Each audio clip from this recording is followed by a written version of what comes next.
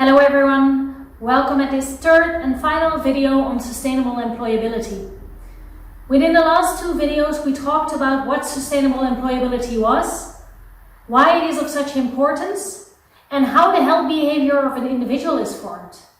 In this third and final video we will discuss how this all influences the labor participation of an individual.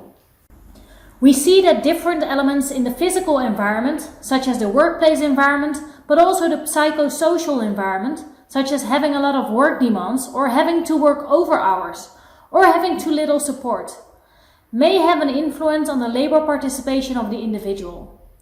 Furthermore, also here, the individual characteristics play a role.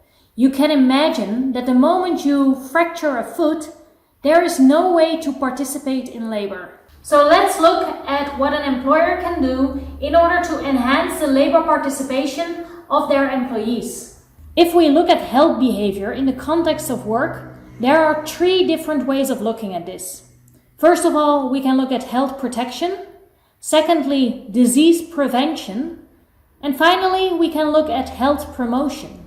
First of all, health protection looks at whether the individuals comply to the health and safety regulations at work. We can look at whether there are some procedures and working methods in place. You can imagine that the health of the construction worker here is brought into danger as he is not wearing a helmet. Secondly, disease prevention looks at whether workers comply to the working methods and the procedures, vaccination, and to screening. You can imagine that working from home can actually have a detrimental effect on your ergonomics and your common low back pain.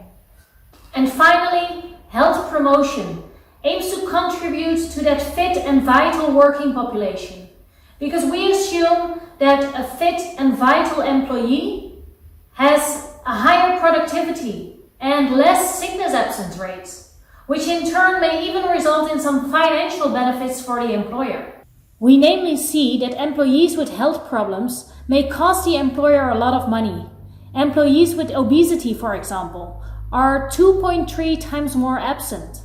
Furthermore, depressive complaints or burnout complaints cost the employers quite a lot of money. Now the question is, what is the role of the employer here? How can they make sure that they stimulate labor participation by promoting the health behavior of individuals? And you can think about different examples. So for example, something in the Netherlands, what often happens is that employers have these bicycle arrangements. So they give their employees a tax benefit so that the employee can buy a bike. The role of the facility manager here is that there's the right facilities in place so that the employees have a shed to park their bikes in a safe manner. Furthermore, that they have electrical charging points so that the people with an electrical bike can even charge their bikes. Keep in mind though, that is always a combination of different factors. So also individual factors such as having the motivation to travel to work by bike or feeling safe enough to travel to work by bike also play a role here. So to wrap it all up, it actually works a bit like domino day. If you change something in the environmental factors of the employee, such as what we discussed with the topic on habits, this may in turn influence their health behavior, which in turn may influence their labor participation. So we always need to think about, okay, what can we change in the environment, which in turn may influence the health behavior of a person? How can we nudge them? How can we trigger them? But what is the benefit for us, for the employer? Well, we see that over the long run, this may all result in both individual outcomes, such as vitality and job satisfaction. But it may also lead to organizational outcomes, such as lower sickness absence rates and higher productivity. Now, I would like to make a stance here. How can we make sure that this health and well-being topic gets on top of the agenda of facility managers? Because as we discussed in video 1, this is actually a crucial part of the corporate social responsibility of organizations.